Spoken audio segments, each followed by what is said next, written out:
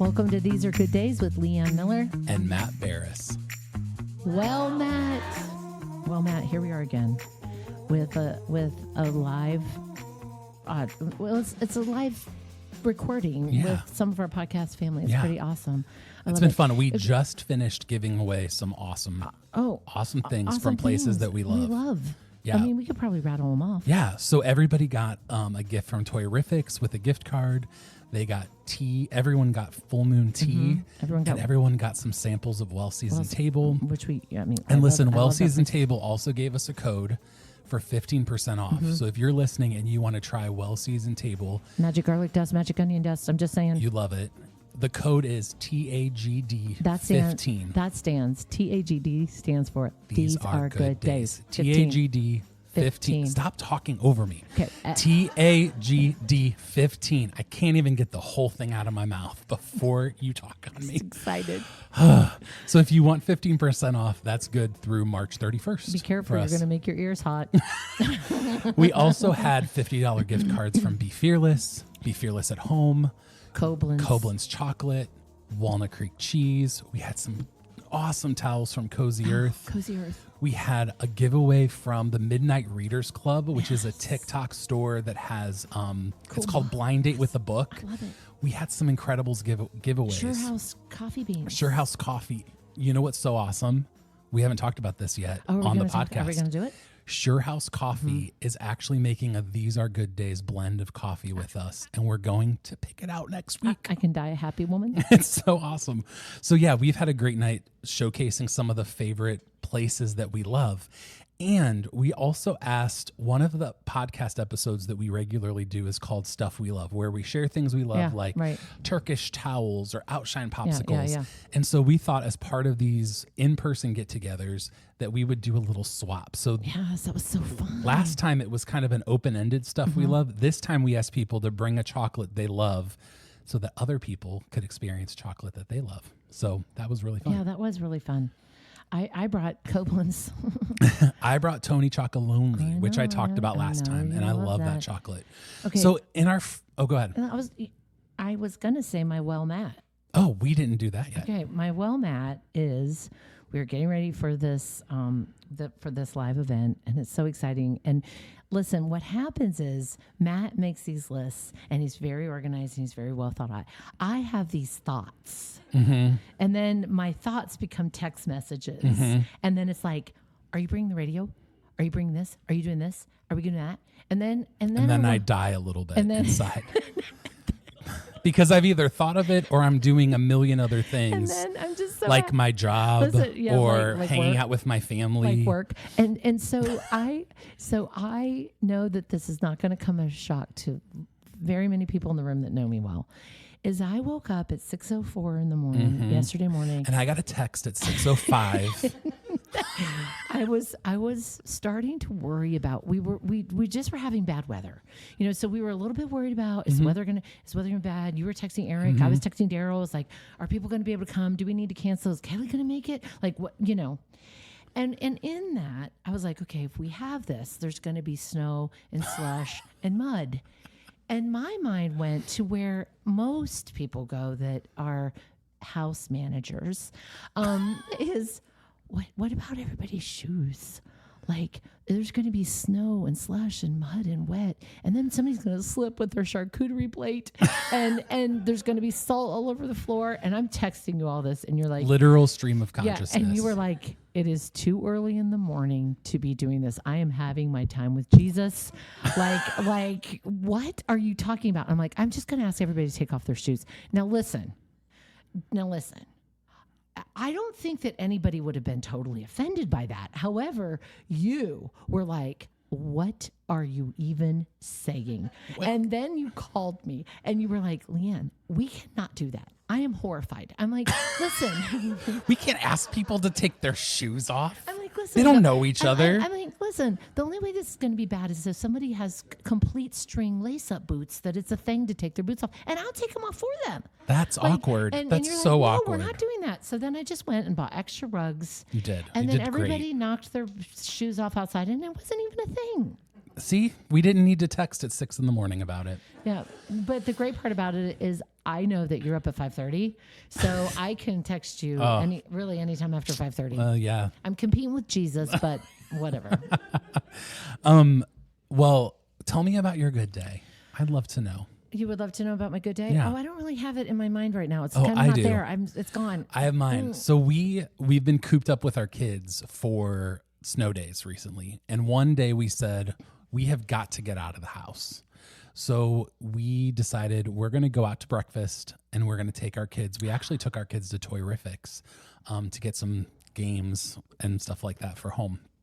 So we went to one of our kids' favorite places to eat in Worcester is called Greenleaf. Yeah, Greenleaf, if you are listening.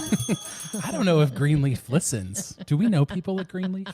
Oh, you know people at Greenleaf.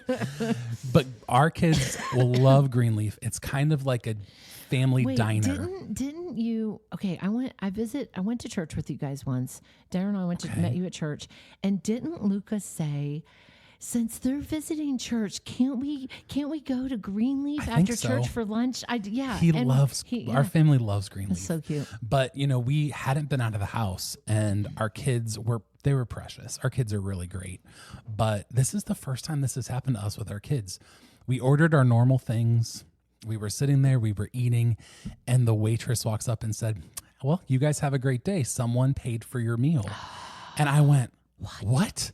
And I don't know why I said this, but my first instinct was, who would pay for our meal? We didn't know anyone in here. That's what I said to her. I said, we didn't know anyone in here. And she was like, well, some people just like to do that as random acts of kindness. And it was so sweet. Listen, I can tell you what happened. I can tell you right now. It was somebody over the age of 55. I'm 55. It was somebody over the age of 55 who looked at your table and thought to themselves, look at those three children. Look at those three children behaving so well. I'm not kidding. I hope so. I'm not kidding. Look at that child. Look at how sweet that boy is being. Look how they are paying attention to their parents. Look how they're all visiting. Look how nobody's on their phone. And they were like, we're treating that family. Oh, well, I would love that's that. what I hope that's what happened. Yeah, I think but it that's was what really happened. special to us. And then we took our, oh God. It's either that or like, oh, they got their hands full over that day. Well, did we look ragged? Listen, I think it was the first one. Said I prefer the first one. I think it was the first one. Yeah, we might have looked ragged coming out of a couple snow days, like we haven't seen humans. But then we took them to Toyrifics and let them pick out little toys. They have a really cool section that I love, especially for our fourth grader. That's like those little brain puzzles. So there's like 2D puzzles or 3D puzzles or like how you build. I don't know. It was really cool. So yeah, we just had such a good day. Okay, I know my good day. My good day was you and I don't think I said this good day before, but if I did, it must have been real good. You and I got to spend some time together. Now listen, when you have little kids at home, time with your friends that have little kids at home is few and far between. You can't do it all the time because you guys are busy. Yeah, you guys are like making supper every night. You guys are like putting kids to bed. You're like doing laundry. You're like doing all the things. You're right. And I mean, you remember. I do. I come to your house and I'm like, this is it. It's an operation. These are things. These are the things. And actually the other day when we were together at Drop Drive, you're like, you're welcome to come in. We're having soup, but we're winding down for the night. That was my hint of like don't stay long. Yeah, you can stay for soup, but we have a routine in this house. Around 7:30, and you start wrapping it up. Yeah, that's right. So you and I went down to Amish country together. Yeah. And it was, you didn't have school. Mm-hmm. And we went to, well, first of all, let me just say, Matt refers to time with me as Miller time. You never really know what's going to happen during Miller time. Maybe you do feel like you're having Miller time, but sometimes. But you said, and part of the journey, you said, this is my greatest fear when we are together is that you're going to add things. She always does. Sometimes it's an oil change. So we're on the way down. And I said, hey, we need to make a little stop. He said, oh no. He said, this is why I drove my car because I thought you probably need an oil change because that's happened. And I'm like, no, we need to stop by Walnut Creek Foods. And you have never been in Walnut Creek production center, Creek, choose like the actual offices and in the main part of Walnut Creek Foods. Yeah. And Walnut Creek Foods is like the parent brand of Walnut Creek Cheese and Market. Well, we went into the office because I had delivered muffins the day before because I just had muffins because of TV. And I thought, you know what? I'm going to take muffins to the folks at Walnut Creek Foods. So we went into the office and then we went to Walnut Creek Cheese and we had so much fun. It was awesome. Yeah. We picked out everything for the charcuterie board for tonight and we just had such a good time. It's such a great store. It's such a great place. We have such a great relationship with them and we're thankful for them. You know what's been so fun too is we've had some really harebrained big ideas coming for this year.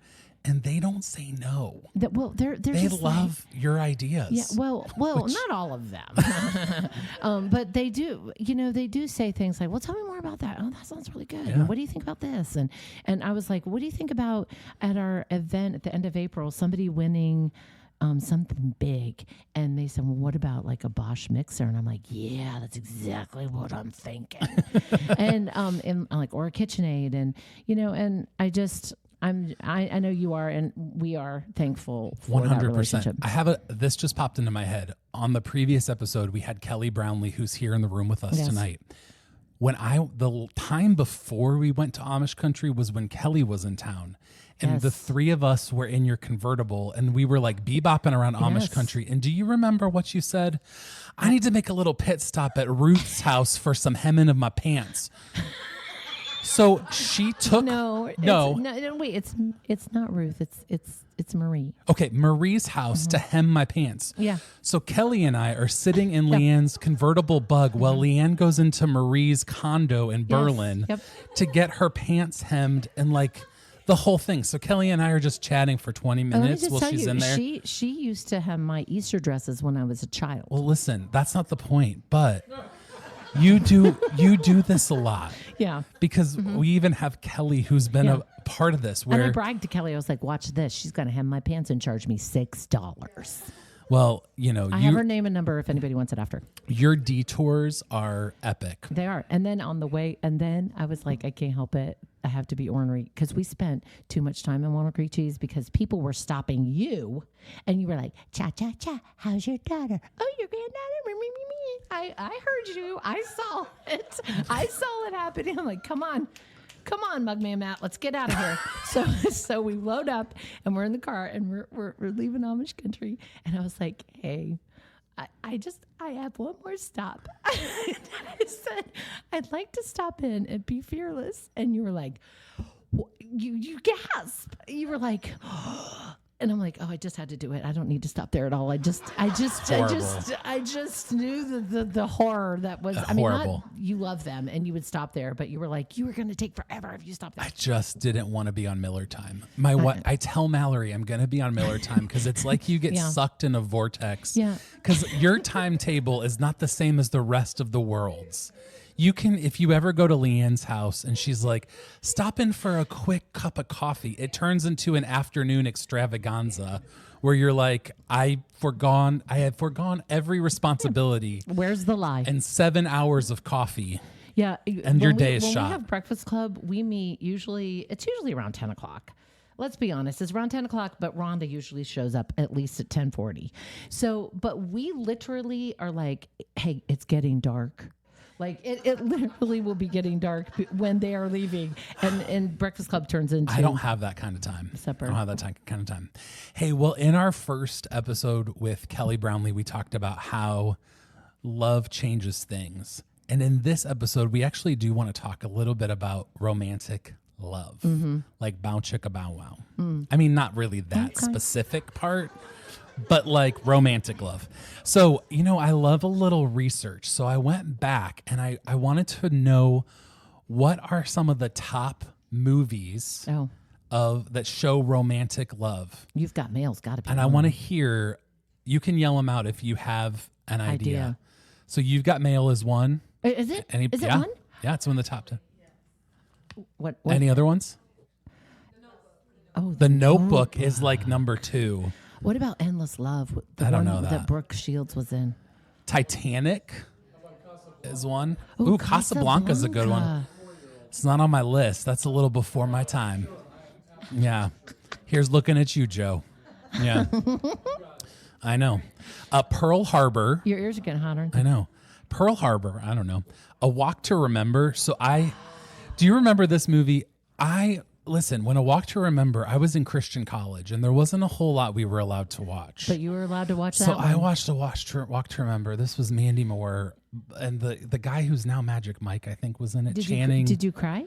Channing something. Tatum? This was before he became magical. He was just Mike then. He didn't have his dance moves out there. No. While You Were Sleeping with Sandra Bullock. That was a good one. That was a good one. And here's another one. The Sound of Music. I feel like I want to watch. Do we think The Sound of Music is a love story? No. It has political undertones. Well, listen, I don't know, Joe. Listen. Here's another thing I want to say. While You Were Sleeping, I feel like I need to go back and watch that. It's a good one. Yeah, and then she was in another one, like Proposal or something. Yeah, where that was with also, Ryan Reynolds. Yeah, that was a good one too. That's the one where Betty White dances in the tribal so circle. Sweet. And then I was thinking, all of these romance movies, but it made me think of your first movie with Daryl. Mm-hmm. Your first movie with Daryl was not romantic. Your first movie was Dances with Wolves, which is very about romantic. how a nation of white people wipe out an entire buffalo colony with dead carcasses all over the Midwest. But there's a love story woven in it. Loosely. Yeah, and then and he's Kevin Costner, who now Costner, who's now Yellowstone. Okay. Yeah. I don't know about that. He's just trying. He's trying. Okay, here's my next list that I thought of. Is what are some of our top love songs? How about this? Ain't No Mountain High Enough. Oh, that's a good one. Your Love Keeps Lifting Me. Ooh. If I Ain't Got You by Alicia Keys. That's How's a good that song. Oh, no. If I don't. Yeah, that one. Okay.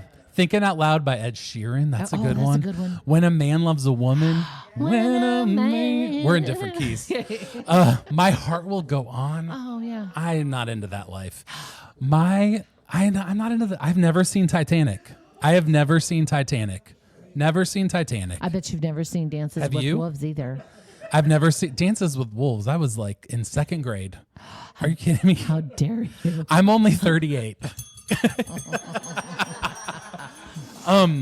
But Mallory and I's song is on there. Our wedding song, and the song that we say is our song, is This Will Be an Everlasting Love by Natalie Cole. Will be. Part of it is because, and this is a segue into a little bit of our story, Okay. is when we actually met on the eHarmony. Mm-hmm. So I was... Oh, the eHarmony. Yeah, the eHarmony. I was a youth pastor in Walnut Creek, in Dover, but I was living in Walnut Creek. She was in Ashland. We talked, it's like a story. We talked online, but before I met Mallory, I had a couple really bad experiences. Yes. So the first and one, our youngest son Joey was part of that. yeah, Joey was very into my eHarmony experience. Yes, he was. Probably inappropriate because he was probably 10. He was 10. He would come in the door and throw his book bag down and yell, "Matt, did you hear from Pennsylvania?" Yeah.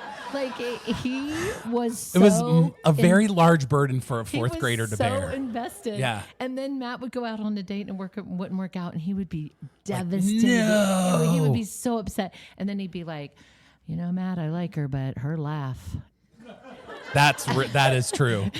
That is very true. Her laugh, I don't know. Can you? I mean, literally, he was like, he was in it. Yeah. And then when Mallory came along, before Mallory, there's two things I want to talk about with the eHarmony. There was one girl that I went on a date with once, and I drove to Columbus to meet her, and it was fine. And then the next morning, you have a terrible look on your face. Well, the next morning, she wrote me this long message and was like, "Hey, last night overnight, God told me that we're getting married." And I was like, "What?" I was like, "I did not get the memo." Twin flame. She thought she was my twin flame. She thought you were her twin Has anyone flame. watched the Twin Flame documentary? Oh my goodness. I was her twin flame. But she was not mine. Right. No. But God didn't tell me. He didn't. And apparently it was He left you out of that one. Well, and then I left her out forever. Yes. And then I also went on a date. I met this girl in Akron. And I know this is a podcast, but there are 25 people in the room. And I was waiting in the waiting room, and the girl. What's going to happen? I feel like you're going to I have to do something. I am. I'm going to stand up. I was sitting there, and I saw her get out of her car, and she walked into the restaurant. Did you want to go out the back door? Or well, she walked into the restaurant like this. Very like a cowboy. Like she walked leading with the belt buckle. We love cowboys. And here's the thing. We love cowboys. But you know what? I feel like our podcast family and the people in the room know that I'm not exactly a cowboy or a lumberjack. Like I'm not a mechanic. Are you saying that she could have taken you? She could have well, I'm not a mechanic. I'm like an emotional heart guy. Yeah. And I just couldn't be in a relationship with someone who was more manly than me. Okay, that's really what it comes down to. So what happened? I paid for her dinner, and then I told this story for years to come, and we had mutual friends. Aww. And then I wanted to die. Yeah. Because I basically called their friend a man. Well, she's more manly than me. But I couldn't be with someone super masculine. That just wouldn't work. And so then I met Mallory. And she's super masculine. Mallory? No. No. Mallory is not super masculine. But I met Mallory. We talked for like 4 days. We actually met at Panera in Worcester. And we said, wouldn't this be a great place to raise a family one day? And here you are. 6 months later, we were getting married. Here you are going to Greenleaf with your 3 children and getting your meal paid for. So, all of these examples of movies and even in songs, we hear what we think love should look like. Right. We hear what we think it should look like. Often there's undertones of infatuation. There's undertones of like super you complete me. What was that Jerry Maguire where he's like, you complete me? Yeah, from across the room. Like that whole, you liked that. Yeah. And what about Dirty Dancing? Nobody puts baby in the corner. That doesn't feel romantic. I don't think that's the romance line from Dirty Dancing. I know there's a lift. I've never seen that. Yeah. That's before my time. Anyway, yes. But I think there's this like you complete me vibe. This I'm looking for my person. What I think one of the reasons why Mallory and I, so easily came together was, first of all, we were 28. So we had lived a lot of life. You had a 10-year-old helping match you. Right. Joey helped me a lot. That helped. But we had lived overseas. We had lived with roommates. We had lived a lot of life, and we came to each other in a very complete place. When I came to Mallory, I wasn't looking for Mallory to fill a void, and she wasn't looking to me to fill something. In fact, one of the biggest compliments that we got was from one of our friends, Kat, when we first met and started talking about marriage. Started marrying. No, but when we met is, Kat said something to the effect of like, you are yourself, but like even brighter. Like it's it's who you are, but it's even brighter with this person. Yeah. And I think so often culture tells us we need to look for someone to complete everything in us. And like that we it's bring this 50, they bring 50, that makes 100. Absolutely. And I know you had talked to some people. Yes. Some of our counselor friends about this whole idea of love. Yeah. And so one of our friends, Emily Cadlick, who we love and adore, and we met her through Mallory because they lived together. You've actually met a lot of your friends. You didn't live together, but you went to college together, or master's degree. What happened? You were in Ashland together. Yes. Okay.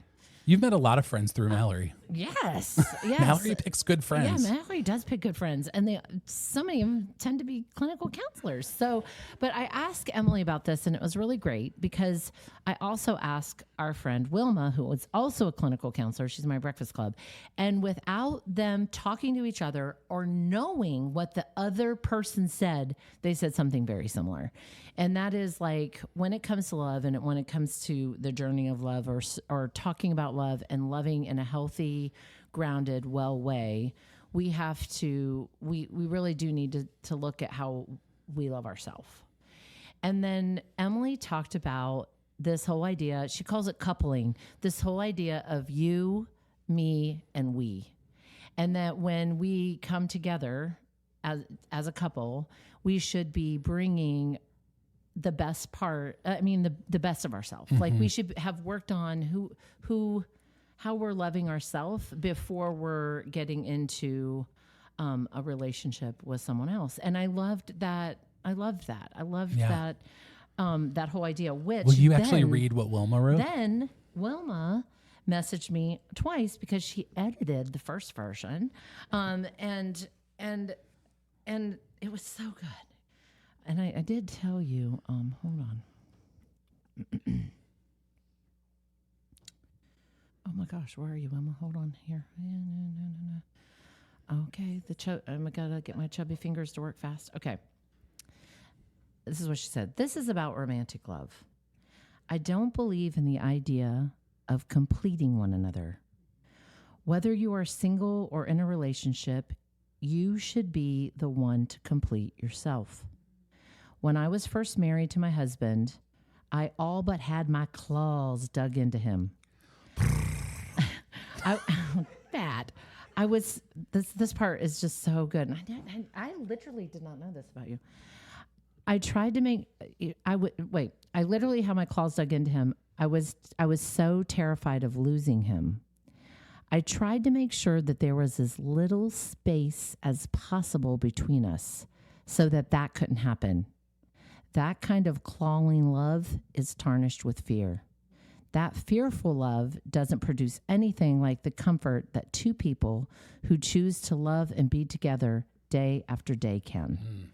When couples start therapy, it's always very clear to each of them what the other person could do to make things so much better. The reason this can be so frustrating is because we cannot make anyone change. The tension leaves the relationship when both parties realize that they are not in charge of changing the other one, and that is in fact impossible. The good news is that we can always change ourselves and change for ourselves. That is very possible. That is very powerful. So in short, no one completes you except for you. You can only change you. And the great news is that you can change. Ooh, that's good. Listen, I have had friends. I have had people. You have smart friends. I do have smart friends, but I have had friends that have ventured into counseling or thought about counseling, and it's been from the perspective of the other person. Like the other person needs to be doing this, this, and this, or the other person needs to make this, this, and this change. I heard this story. I can't remember who it was. If I said the person's name, you would know it. I heard this person speak, and he said that he wanted to go on this like intensive like counseling thing with his wife because she needed taken care of. So they go on this cruise. Was he gonna like push her off a cliff or something? They go on this cruise. She needed taken care of. They go on this cruise. It's literally, he's telling us. They go on this cruise, and he's like, "Yeah, I'm going this cruise, and I agree to go." You know, she wants to go, and I think it was her that wanted to go. I can't remember the details, except for he was saying it was all about her. Like it was all like she was the problem. And halfway through the cruise, he's like, "I realized, oh my gosh." I'm part of this problem. Like, I need to make some real changes here, or I'm not going to be married anymore. Yeah. So, yeah, interesting. I think something that I go back to when I think about what can we do? So what can we do? I think in a romantic relationship, it's learning how you can love and serve the other person. So I think often we think, I wish this person would do this, or I wish this person would do that. But like Wilma said, is you can't hope that. You know, you can't hope for the other person to be. I mean, you can, but that's not going to change unless they really want to change. Right. And I always go back to, and I know it's a little bit tired and a little bit like overdone, cliche, but it's the 5 love languages. Oh. It's truly learning the other person. Yeah. So if you're not familiar with the 5 love languages, it is acts of service. That's one of mine. It is. Yes. Words of affirmation. That's mine. Not mine. Isn't it, Mallory? I don't care what you say to me. Really? I don't.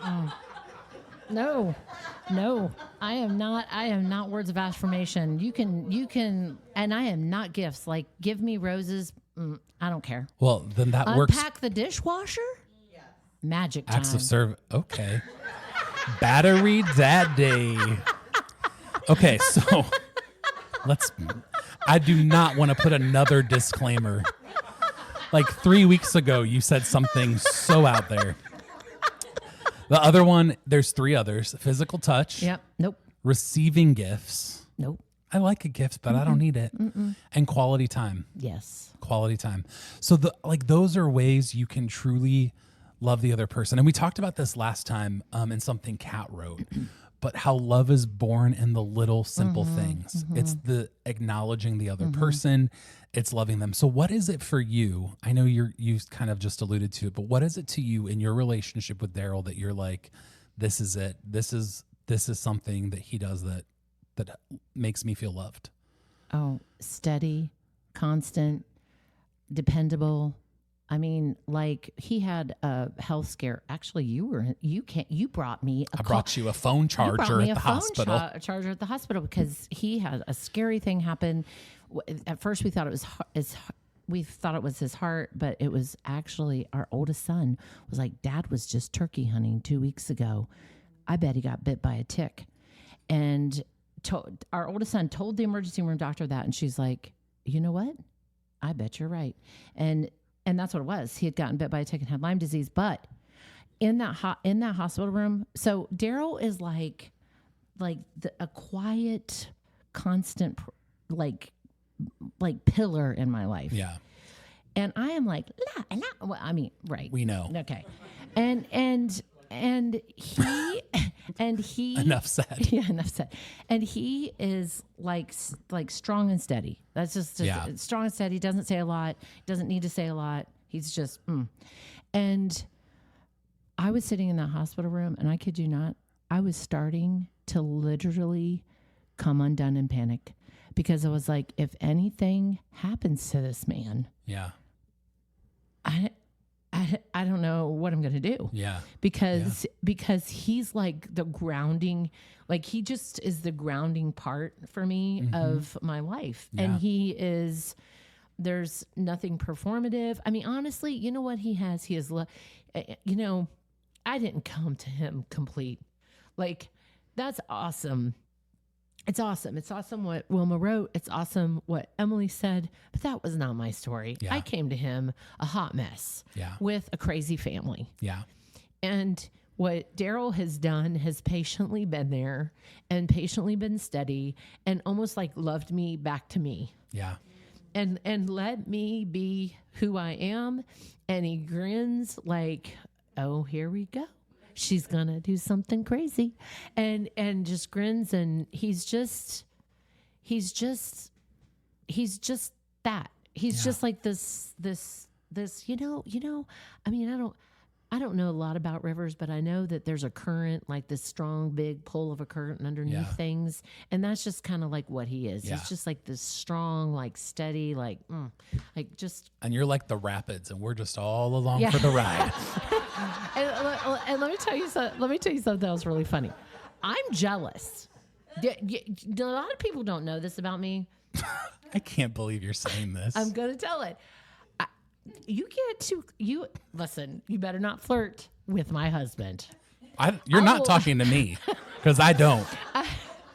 I will cut you. I will rip your eyes out. So listen, there have been a handful of times in person where we've had someone around where I can look at Leanne's eyes get wild when they're like, oh, isn't it great to have a man around like this? And I'm like, she's going to kill you. You better back off. She's going to kill you. So there was this one time that and might I add, this particular woman is not married to her husband anymore. She was married then, but she had her sights on my husband. Okay. I know it. I can feel it. We don't, just for the record, we don't know that. We don't know if Daryl has anything to do with this. And listen, we're all at our house. We're having this great time. We're cooking. We're having this wonderful experience. And she started flirting with Daryl. And I just wasn't going to have any of it. Well, she was like touching him and going, Daryl, big D. Yeah. I'm like, oh, yeah. Big D. And Matt, a look came across Matt's face like, I am now afraid because I went marching across that room, and I kid you not, I did this. This isn't even like me. I'm a nice person. I'm kind. I love to hug people. It was fine. And I said, you better back off. No kidding. I said, back up off my husband. No kidding. This is true. And she looked at me and she's like, back off. Because she was like all up in his grill. Like touching him. And I was like, no, that is my man. That is my Dances with Wolves. If anybody's going to dance with my wolf, it's me. Okay. You can take that to the bank. You better not call my husband Big D. He's my battery daddy. Okay. I think for me, David just shook his head like, oh, dear Lord. I think for me, when I think about me and Mallory, it reminds me of something that Brene Brown has expressed. Is often we hear that I bring 50 and they bring 50. I bring 50 and they bring 50, and Mallory and I are not quite as extreme as you and Daryl. You guys are like this different and we're like this different. Yeah, we're very different. And so I think what I appreciate about my wife is when I'm feeling like I'm at 20%, she's willing to pull 80%. Yeah, right. And when she's feeling like she can only give 40% to me or the kids, she can say something and I'm like, oh, I need to be 60% right now. One thing I love about Mallory, I just have to say this because I've witnessed it and it's so awesome. Like if you're like being extreme about something, she'll tell you like, babe. Okay. That's rude.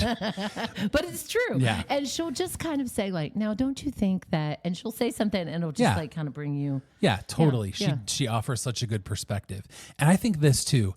I think that so often in romantic relationships, we look to the past and we say, oh, we had such this moment at this season of life.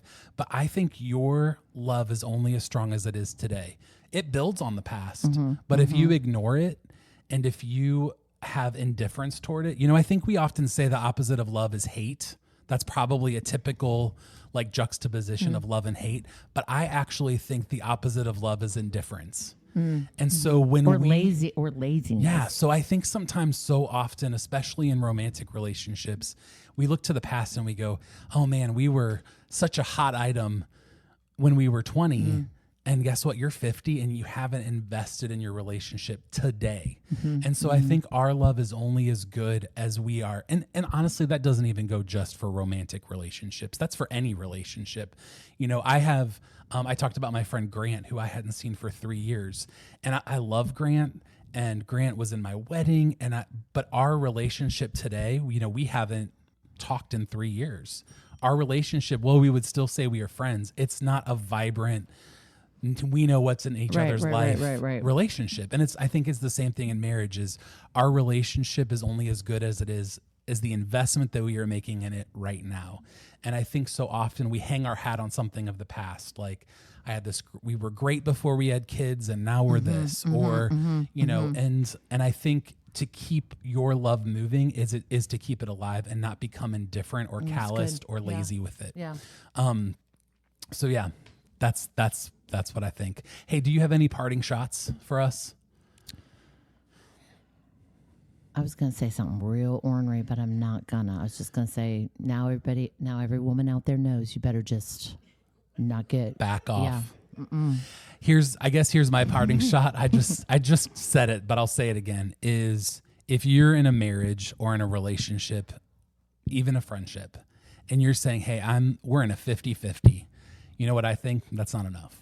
I think in a true partnership and a true friendship, in any relationship, is knowing that other person and knowing when you need to be 80% when they're 20, or knowing when you need to step in and be a friend without having any expectations in return, or being a partner without having any expectations in return. Yeah, that's good.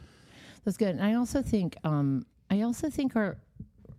this isn't a parting shot. I guess it's just permission to say, like, your love changes. Totally. I mean, it just changes. Like we're 50. Not us. Daryl and I are 55. We are, and we got married in our, when we were 22 and 23. Yeah. We thought we were older, but we were just so young, and our love is not the same now as it was then. Right. And I'm so thankful for that. It's changed. It's not the same. It's changed. It's grown. It's deeper. I mean, we know each other so much better. I mean, we knew each other for like 28 days before we got married, but we just know each other differently. It's different. Totally. Hey, well, I wanted to read a story from a listener that shared this with us. And here's what she said. She emailed, we asked our podcast family in your Instagram community if they would be willing to share some of their stories. And I love this story. And I just wanted to share this one. Someone emailed this to me this week. My husband and I were high school sweethearts. We started dating at 16 and 17 and got married when we were 25. We had 2 babies, and then all of a sudden, things changed. My husband and I started to drift. We both didn't believe in divorce, but we eventually separated for 2 years and then divorced for 2 years. We always parented together well apart, and it was very odd. We had a very odd relationship. Sometimes we were great together, and sometimes not so much. 2 years after getting divorced, we decided we wanted to give it a try again. We dated very shakily at first and didn't even tell the kids. We had been through enough together as a family through a separation and divorce. We didn't want to get their hopes up. After a whole year, when we knew we were stable enough, we told our girls we were dating. We ended up dating for 5 years until we got remarried. We have been remarried for almost 10 years now, and this would have been our 25th year from our original marriage, but we have never been better. Our love and friendship and every type of relationship you can have with your spouse is very fantastic right now. We are constantly grateful for each other, and that love was able to bring us back together. Our girls, now 21 and 22, are thrilled to have our family together. Life is good and love is good. That's not everybody's story, but I appreciate that she's willing to share that. And that's so hopeful. It is. It's so hopeful. And that might not be your story or anyone's story, but I love that she was willing to share that with us about the hope that she found in her marriage. Right. Yep. So, it's good. Hey, well, thank you for joining us in this conversation about love, and thank you to our friends that are here in the room with us. Can you guys ring your bell one more time? I love ringing this bell. I know, it's so fun. Hey, well, you know what we say, whether ordinary or extraordinary, we hope you see that these are good days.